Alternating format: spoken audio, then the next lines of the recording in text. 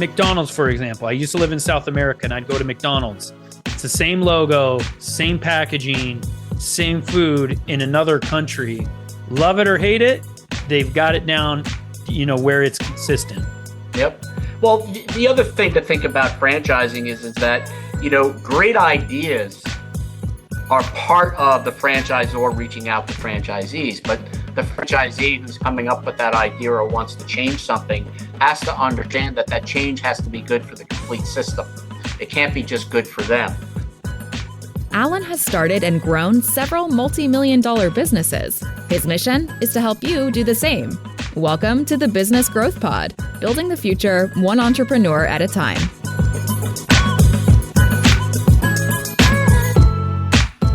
Hey everyone, welcome to the Business Growth Pod. As always, Alan Draper, I'm your host. Happy to have you. Thankful that you're here with me. If you get a second, one way that you could say thank you for our guests, for our content that we put out, go ahead and leave me a review, whatever platform you're listening to this on. Also, make sure to hit the subscribe button so that you get notified when I drop new episodes. Today, I am excited to welcome Scotty Milas. Scotty has been an entrepreneur dating back to his teen years, actually, where he started small businesses, mowing lawns, raking leaves, and shoveling snow. This sounds familiar to me. In his early 20s, he began a career with a major news organization as a cameraman for the White House Press Corps.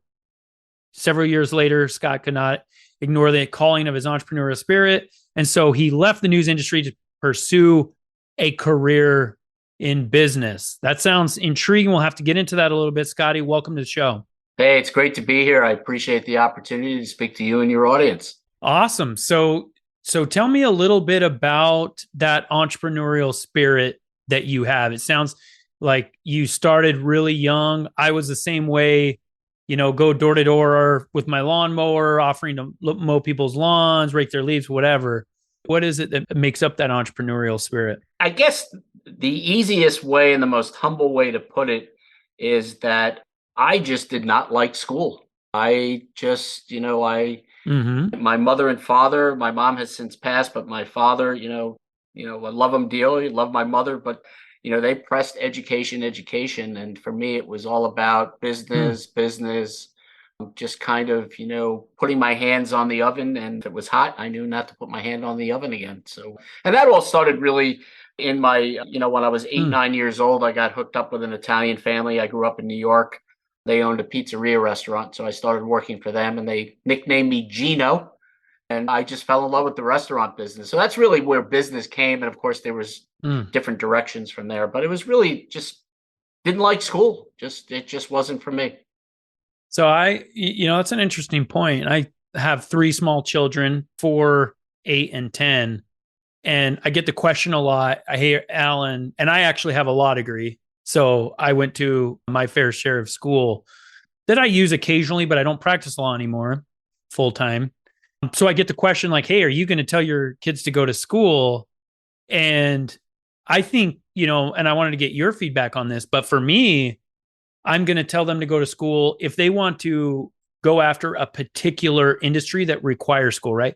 You can't be a veterinarian unless you go to school, get licensed, whatever. It can't be a physician. Exactly. Now, part of the problem with that line of thinking is you don't know if you want to be a veterinarian until you're a veterinarian. Like you can volunteer and you can kind of see what they do a little bit, and that will give you some experience. But I did not know what it was like to be a lawyer until I was actually a lawyer practicing law. And I worked for law firms. I was in law school for several years, obviously. So that's kind of my take on it is like, if you have this course that you want to pursue, but I think with certain people, definitely with my parents, it was almost like a badge of honor, Scotty, for them to say, yeah, my son just graduated from college. Yep. And it's like, okay, I get that to some extent, but now with the cost of school, how much you're missing out in terms of just experience, right? Like just real world experience during that 4 years. And then, how much you're missing out on being actually paid. I don't know that it's worth it just to say, yeah, go to school, get a bachelor's of arts and, medieval studies or something, right? Right. It's interesting. I over this past weekend, I was speaking at a expo conference, and we were talking about business ownership. And one of the things that I talk about is education and putting yourself in a position to learn. And we were talking about education from college or high school and elementary school. And my point was to the audience is that we don't go to school and are taught that we should open our own business. We're taught that we should go learn and go out and get a job and work for somebody else. And I always kind of question the fact why we're not taught more in education about business ownership, going out and being able to start your own business with all this information and knowledge that you're learning in school. I'm not anti-school. It just wasn't for me. My father was an attorney. Really? And, he wanted that badge of honor to tell, he had a son that was, working in the firm or taking over some of his trust, but, it never happened. And I think it took him about 35, 40 years to figure out that I wasn't going in that direction and to figure out what I actually do. Yeah. That's interesting. And I think, with education, how it relates to business, if you want to be a successful business owner, entrepreneur, whatever, the best way to do it is to do it. Now there's some great coaches out there. There's some people that know some things. I, just had an interview and somebody was telling me about how their life got disrupted. Their business got disrupted by COVID, like a lot of people, but they still had this foundation of, hey, I had been doing it for 2 decades before that. So I didn't start from zero. I took a couple of steps back, but I didn't start from zero. So there are some resources out there. There's books, great podcasts, things like that to help entrepreneurs. But it's really tough to replace that, that experience that comes from just doing something. You agree with that? I agree. I tell people that it's a lot harder in business to fail than it is to be successful. But being successful does take a lot of work. I learned one of the first things that I learned in the first business, real business outside of mowing lawns or whatever. And my father kind of preached this to me is that numbers don't lie. Your balance sheet, your P&L, is a true indication unless you're putting in the wrong numbers. So there's a lot to know, but the beauty about business ownership, at least in the aspect where I come from, in that kind of franchising world, is that you don't have to be an expert at what you're doing. You just got to be able to manage and delegate the systems and the best practices, within the franchising system. So I've done it all. I mean, I've been a franchisor, I've been, a franchisee in some ways, and been an independent. There are equal challenges. I think it's really cool that you have that experience. You've seen it from all different types of angles, because I've thought about this a little bit, and I'm actually working on, there's a franchise that I'm a huge fan of that I'm trying to bring to Arizona. But all of my businesses, I've started a lot of them with partners, but we started from scratch. And I think there's pros and cons to, being on both sides of the franchise situation and also just starting something.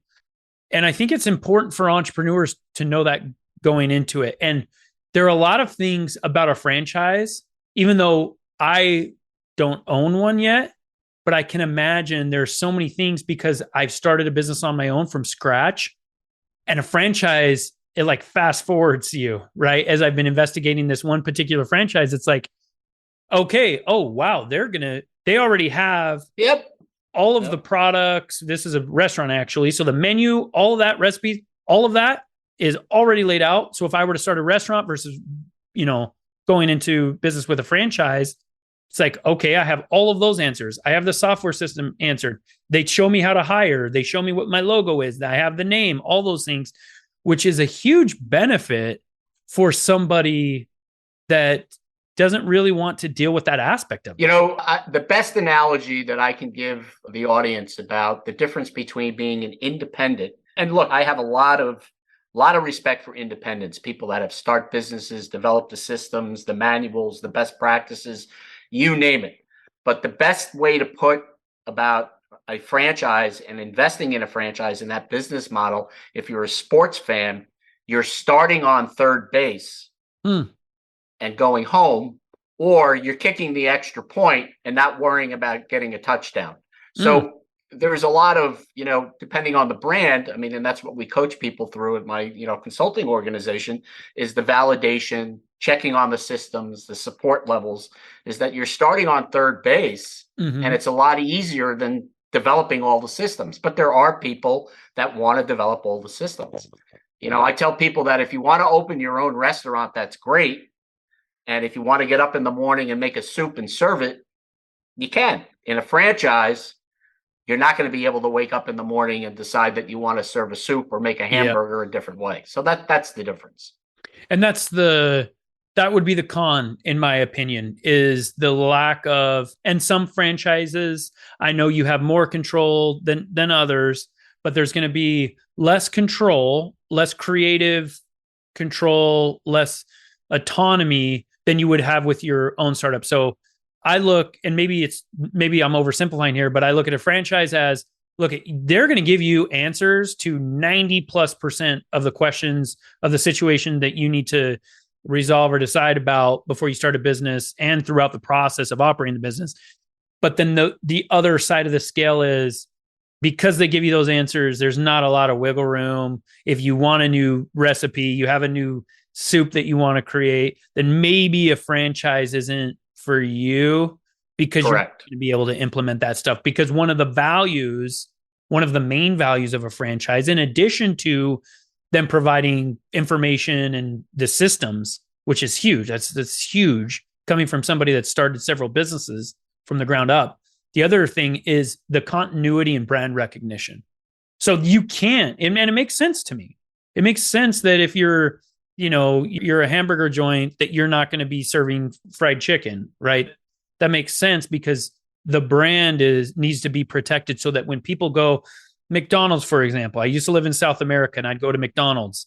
It's the same logo, same packaging, same food in another country. Love it or hate it, they've got it down, where it's consistent.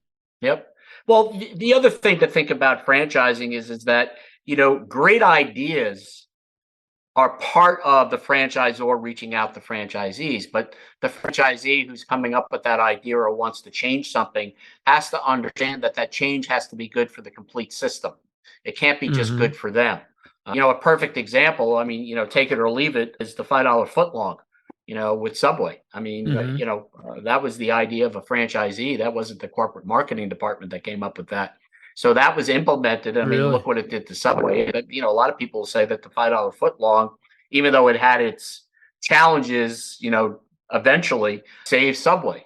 But there's a lot more to franchising than the $5 footlong or the golden arches. So, but, great ideas do work, but they do take time to implement, and they have to work for the system. Now, a lot of people think that franchises are bulletproof.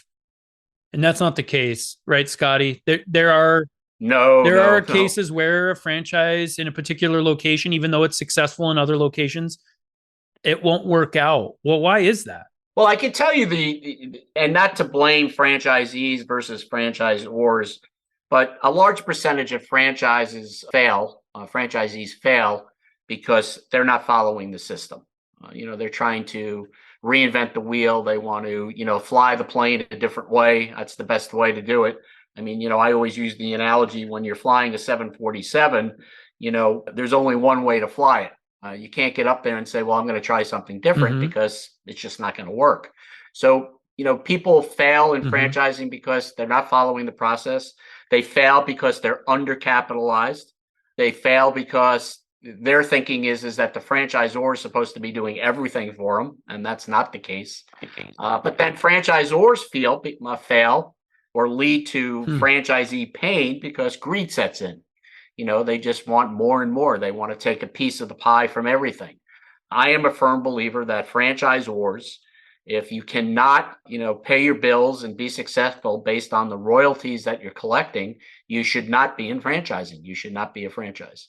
So, those are some of the reasons. But, people that are undercapitalized, not following the process, franchisors that, are greedy and, are constantly trying to train or not providing support to their franchisees.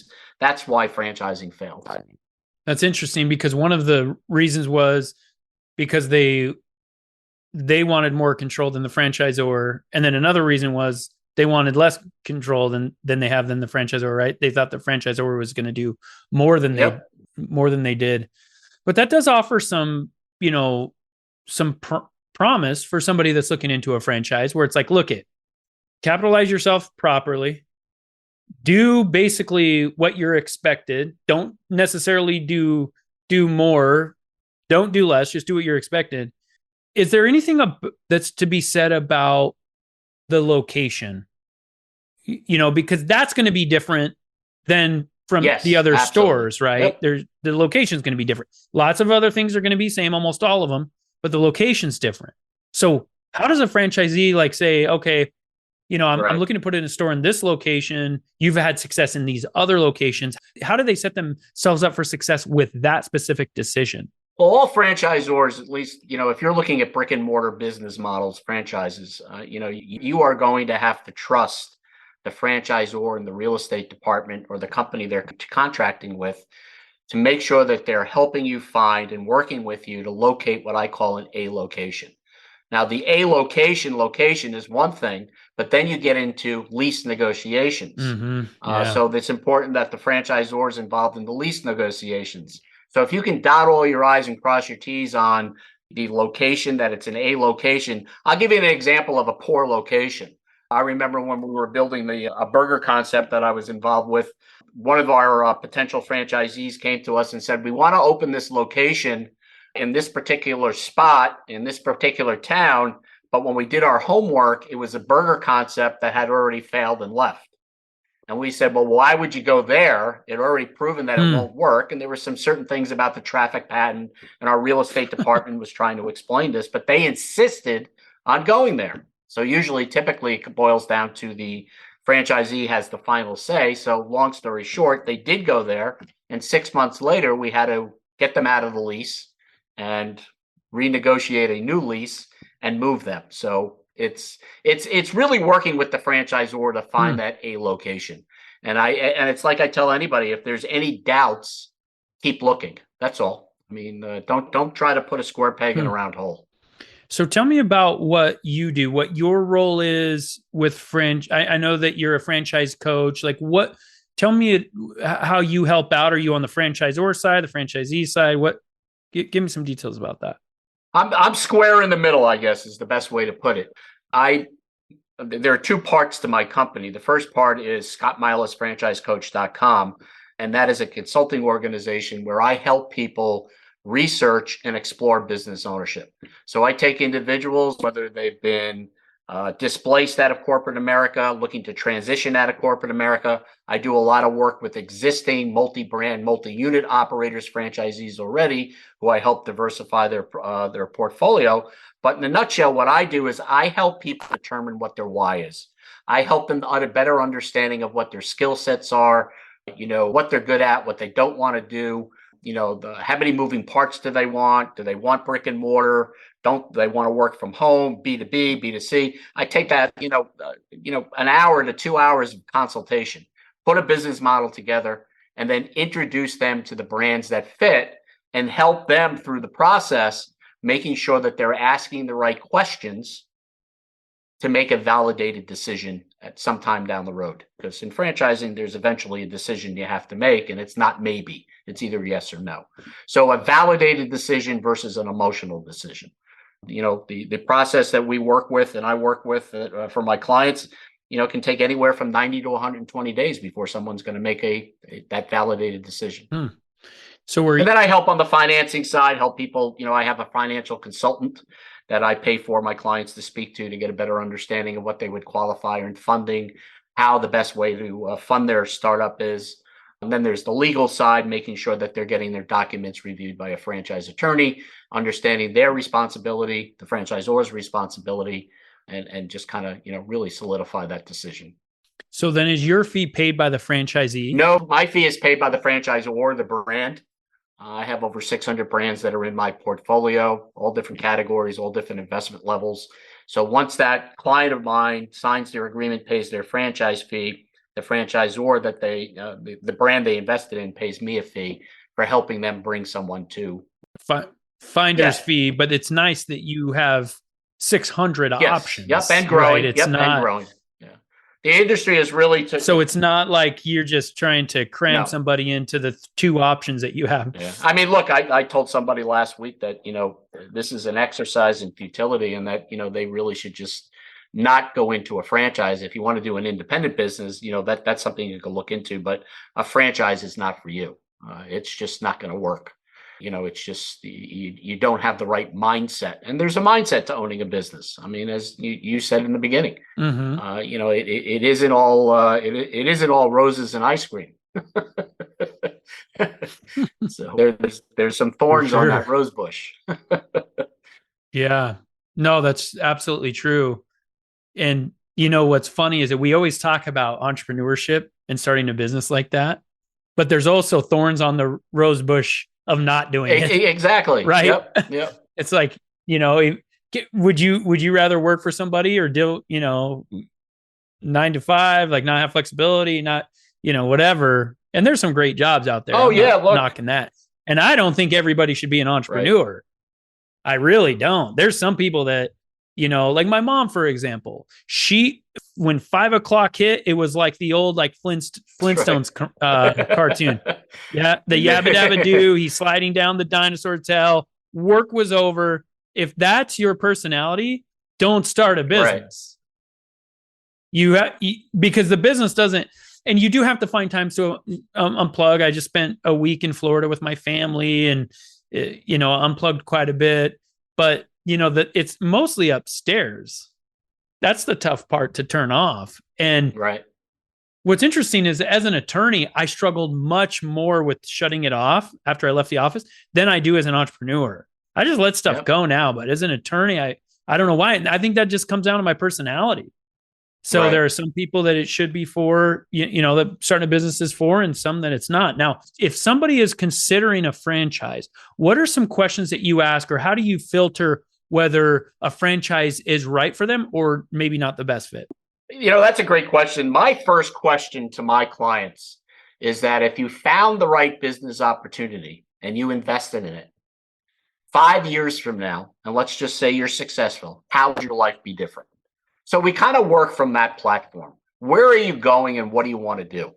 I mean, you don't go out and invest, $100,000 or $500,000 or $1 million because you don't like your boss. There's got to be something of a change, or what you're looking for, whether it's work-life balance, you want to be home more, you want to take more days off, you only want to work 2 days a week, you want to build the legacy, you want to build wealth. So we start with that question, and then we eventually get into exit strategies. What are you looking to do when when your time is up? What's your exit strategy? Do you want to build something that you could sell? Or do you just want to, have something and then be able to turn it off and walk away from it? Because there are certain businesses, I'm in one of them. I'm in a consulting business. I own my own consulting company. My business can't be sold. I'm not building anything that somebody can buy, because my business is based on relationships and building those relationships and referrals. So if that person who buys my business isn't going to get those, because nobody's going to refer somebody they don't know. But if you're building a brick and mortar or a service-based business and you build it up to locations, then you have something to sell. So exit strategy, work-life balance, what kind of hours do you want to work? What kind of employees do you want? There's what we call the hourly employee. Then we talk about the skilled labor part of it. So there are a lot of aspects that we talk about to get somebody to start looking at and talking to franchisors that potentially are an interest. And my goal is to take people outside of their box a little bit, get them a little uncomfortable. And then we talk about ego. Yeah. Because let's face it, there are some people that want to be able to sit at the dinner table when they're out with friends and tell everybody that they have this kind of business. They don't want to tell people that I have a business and I'm in the portable toilets business. So there's an ego side of it that we have to talk about as well. That's funny. So I own a group of pest control companies, One of them's in Massachusetts, where you're located. I own a pest control company in Boston, services Boston in the Metro West area. And it's not the sexiest business, but I'm just telling you. Exactly. It is an incredible, incredible business. So I don't have any problem telling people I'm a bug guy. And I love that. For sure. There are people that would be. And that's okay. There's nothing wrong with that. We just have to find that, that business that kind of fits into all aspects of what they're looking for. I don't believe in perfection. I don't believe there's a perfect business, but there is an ideal business that fits comfortably. And then the big one we have to talk about, and you'll probably chuckle about this, is sales aptitude. Because there are people that don't like to be in front of other people. There are people that don't like to network. I'm not talking about Willy Loman knocking on doors or cold calling. What I'm talking about is networking, making a presentation. And if you don't like that and don't want to hire somebody to do it for you, then, you probably got to lean towards retail. People are coming to you. So sales aptitude is another big one. Yeah, no, I think you bring up a really good point, because when you start a business, regardless of, the structure, it's going to be difficult, right? It's a lot like a marriage where, marriage is difficult. It is. Any type of long-term relationship is difficult. It requires work. It requires persistence. It requires not giving up and all these things. So you might as well get some things out in front that align, right? Marry somebody that, whatever it is, religion is super important to you. That's a really important one. Do you align with financial decisions, things like that? You're still going to have some concerns come up down the road. You're still going to have those. And disagree. You're going to disagree. There's going to be something come up. With business, you want to put those big rocks in the jar. Hey, I don't necessarily want to be out in front of people. I don't want to be in the bug business. Because you're still going to have your share of concerns and issues. But if you get those big ones, I agree with you, Scotty. I think that's a great point. Try to get as many of those things figured out. And a marriage too. Try to get those figured out as much as you can. And then, address the other issues that come as they certainly will. Yep. Nope. You're spot on that. But having spousal support, partner support is also very important. Huge. It's, I always challenge the couples I'm working with that, sit down at the dinner table after the kids are in bed, whether it's a cup of coffee or a bottle of wine, each of you grab a piece of paper, a legal sized piece of paper, and each of you write down what you think the other's responsibilities are going to be within the business. And I said, it's going to open a lot of, that's a great idea. You may need another bottle of wine by the time you get through figuring it all out, but it's an important part of the process. So, and I always tell people, look, if you both can't agree on the business, walk away and find something you can agree on. So too many times businesses, I shouldn't say too many times, but there are times when businesses have really impeded families and have made it difficult for families to function. No, 100%. And that reminds me of Stephen Covey's concept of win-win or no deal. Like it's either going to work for both of you or, you agree to find something else or not do it. So, well, this has been great. Very insightful, Scotty. Where can people reach out to you if they want to learn more about franchises or any other questions they might have about the show? Well, you can go to my website, scottmilasfranchisecoach.com. You can also visit my podcast channel, allthingsconsideredfranchising.com. We're also on Spotify, all the rest of the podcasts. You can reach out to me at scottmilasfranchisecoach.com, email me, or just give me a call, 860-751-9126. Believe it or not, I still talk to people on the phone. So haven't sold a franchise through emails yet, so I don't think I will. Makes sense. Awesome. Well, thanks so much for joining us today, Scotty. We'll make sure to put that in the show notes, and best of luck. Thank you very much. It's been great being here. If you have enjoyed today's podcast, please leave us a rating. And for daily inspiration and business tips, follow Allan on Instagram. Until next time, remember, we build the future one entrepreneur at a time.